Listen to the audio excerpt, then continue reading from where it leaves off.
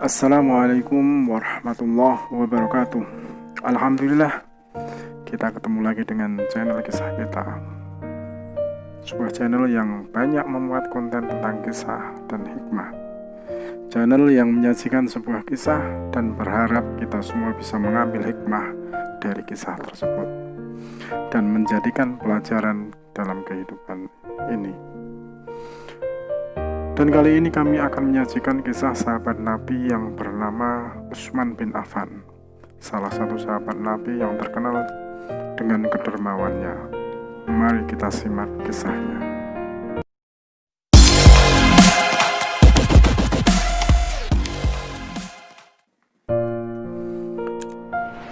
Krisis pernah menimpa umat Islam pada masa lalu, seperti yang berlangsung pada era Khalifah Abu Bakar As-Siddiq. Kaum muslimin sedang derita, kekeringan panjang melanda, banyak lahan pertanian tak menghasilkan apa-apa. Khalifah Abu Bakar adalah orang yang paling bertakwa dari umat Nabi Muhammad SAW. Saat itu sedang berkuasa, namun ujian Allah Subhanahu wa Ta'ala bisa datang kapan saja. Dan sesungguhnya kami akan beri kamu ujian dengan sebagian dari ketakutan dan kelaparan, dan kekurangan harta dan jiwa dan buah-buahan. Dan berilah kabar gembira kepada mereka yang sabar. Quran Surat Al-Baqarah ayat yang ke-155. Dalam situasi seperti itu, tak sedikit pedagang mencoba meraih laba berlipat ganda. Namun ada saja saudagar berhati mulia, padahal peluang menumpuk harta telah di depan mata. Dialah Utsman bin Affan yang digelari sang pemilik dua cahaya, karena menikahi dua putri Rasulullah dalam kesempatan berbeda. Saat itu kapal-kapal niaganya yang mengangkut komoditas pangan semacam jagung, minyak, mentega, dan kismis baru tiba. Jumlahnya hanya bisa diangkut 1000 unta. Para pedagang dan broker pencari rente menawarkan harga berlipat ganda. Bahkan ada yang menawar hingga 10 kali lipat dari harga biasa. Tapi Utsman menolak dengan cara halus. Adakah yang berani membeli lebih dari 700 kali lipatnya? Semua pedagang terpana. Mereka membayangkan jika harga setinggi itu dengan manipulasi pasar selisih apapun tak akan pernah laba.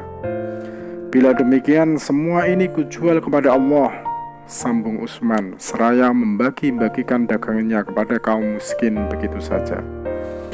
Angka 700 kali lipat merujuk pada Al-Quran Surat Al-Baqarah ayat yang ke-261 sebagai ganjaran berinfak di jalan Allah Subhanahu wa Ta'ala. Sumbangan Utsman jelas luar biasa. Bila volume satu truk kontainer setara dengan muatan 25 unta, maka ada 40 kontainer sedekahnya. Pernahkah kita melihat konvoi kontainer sebanyak itu milik seorang pedagang saja? Lalu pernahkah kita mengetahui ada barang impor diinfakkan semudah membalik telapak tangan, padahal harga sedang melambung dan suplai di pasar nyaris tidak ada? Utsman benar, sebagai saudagar dia tidak perlu silau dengan laba di dunia, sebab sebesar apapun untungnya, harta itu tak akan dibawa serta kala nyawa meninggalkan raga. Justru simpanan sejati adalah harta yang dizakatkan, diinfakkan, disedekahkan, diwakafkan, dan dipinjamkan ke jalan Allah Subhanahu wa Ta'ala. Jauh sebelumnya, Utsman telah didoakan Rasulullah Muhammad SAW agar semua dosa diampuninya.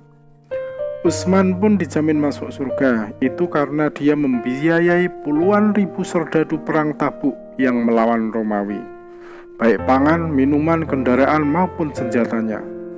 Ketika perang Tabuk termeletus, Utsman menanggung sepertiga biayanya. Seluruh hartanya ia sumbangkan sehingga mencapai 900 ekor unta dan 100 ekor kuda. Belum lagi uang yang jumlahnya ribuan dirham. Di antara doa Rasulullah SAW untuk sahabat Utsman adalah sebagai berikut. Dari Hasan bin Atiyah berkata, Rasulullah Muhammad SAW bersabda, semoga Allah Subhanahu wa Ta'ala mengampuni bagimu, wahai Utsman, dosa yang lewat dan sekarang, dan dosa tak terlihat atau yang tampak, apa yang engkau sembunyikan dan tunjukkan, apa yang telah lalu dan sekarang hingga hari kiamat. Kedermawanan sahabat Utsman yang lainnya ketika bencana kekeringan melanda Madinah, kaum muslimin terpaksa menggunakan sumur Rum sebagai sumber air satu-satunya. Sayangnya, sumur tersebut milik Yusuf, seorang Yahudi tua yang serakah. Untuk mengambil air sumur itu, kaum muslimin harus membayar mahal dengan harga yang ditetapkan si Yahudi. Melihat keadaan penduduk Madinah, Utsman segera menemui Yusuf, si pemilik sumur. Wahai Yusuf, maukah engkau menjual sumur ini kepadaku? Tawar Utsman. Yahudi tua yang sedang mabuk duit itu segera menyambut permintaan Utsman. Dalam benaknya ia berpikir, Utsman adalah orang kaya. Ia pasti mau membeli sumurnya berapapun harga yang ia minta. Di sisi lain, ia juga tidak mau kehilangan mata pencahariannya begitu saja. Aku bersedia menjual sumur ini. Berapa engkau sanggup membayarnya? 10.000 dirham, jawab Utsman. Si Yahudi tua tersenyum sinis. Sumur ini hanya akan kujual separuhnya. Kalau bersedia, sekarang juga kau bayar 12.000 dirham. Dan sumur kita bagi dua. Sehari untukmu dan sehari untukku. Bagaimana? Tawar si Yahudi. Setelah berpikir sejenak, Utsman menjawab, baiklah, aku terima tawaranmu. Setelah membayar seharga yang diinginkan, Utsman menyuruh pelayannya untuk mengumumkan kepada para penduduk bahwa mereka bebas mengambil air sumur Rum secara gratis. Sejak itu, penduduk Madinah bebas mengambil air sebanyak mungkin untuk keperluan mereka. Lain halnya dengan si Yahudi tua. Ia kebingungan lantaran tak seorang pun yang membeli airnya. Ketika Utsman datang menemuinya untuk membeli separuh sisa air sumurnya, ia tidak bisa menolak walau dengan harga yang sangat murah sekalipun. Utsman bin Affan dibaiat sebagai khalifah pada hari Sabtu 1 Muharram tahun ke-24 Hijrah, 3 hari setelah pemakaman Umar bin Khattab. Khalifah sebelumnya, Umar bin Khattab, telah menyiapkan sebuah komite yang terdiri dari 6 orang sahabat Rasulullah Muhammad SAW untuk memilih khalifah di antara mereka. Mereka adalah Utsman bin Affan, Ali bin Abi Thalib, Zubair bin Awam, Thalhah bin Ubaidillah, Abdurrahman bin Auf, dan Sa'ad bin Abi Waqqas. Di antara mereka yang dipilih sebagai khalifah yang ketiga adalah Utsman bin Affan. 6 tahun pertama masa pemerintahan Utsman bin Affan berjalan dengan damai. Namun 6 tahun sesudahnya terjadi pemberontakan. Sayangnya Utsman tidak dapat menindak tegas para pemberontak ini. Ia selalu berusaha untuk membangun komunikasi yang berlandaskan kasih sayang dan kelapangan hati.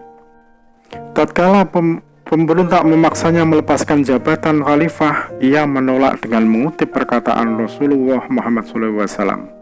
Suatu saat nanti, mungkin Allah Subhanahu wa Ta'ala akan memakaikan baju kepadamu, wahai Utsman. Dan jika orang-orang menghendakimu untuk melepaskannya, jangan lepaskan hanya karena orang-orang itu. Setelah terjadi pengepungan yang lama, akhirnya pemberontak berhasil memasuki rumah Utsman bin Affan dan membunuhnya. Utsman bin Affan syahid pada hari Jumat 17 Zulhijjah tahun ke-35 Hijriah. Setelah memerintah selama 12 tahun sejak tahun ke-23 Hijriah. Selama masa kekhalifahan Utsman bin Affan, kejayaan Islam terbentang dari Armenia, Kaukasia, Khurasan, Kirman, Sijistan, Siprus hingga Afrika Utara. Kontribusi Utsman yang paling besar dalam sejarah Islam adalah kompilasi teks asli Al-Quran yang lengkap. Banyak salinan Al-Quran berdasarkan teks asli juga telah dibuat dan didistribusikan ke seluruh dunia Islam.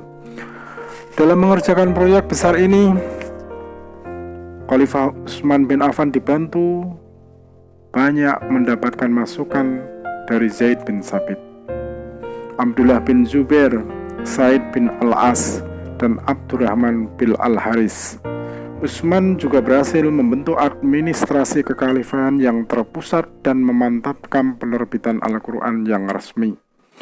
Pengadilan agama yang semula dilakukan di masjid, oleh Utsman dibangun gedung baru, khusus gedung pengadilan.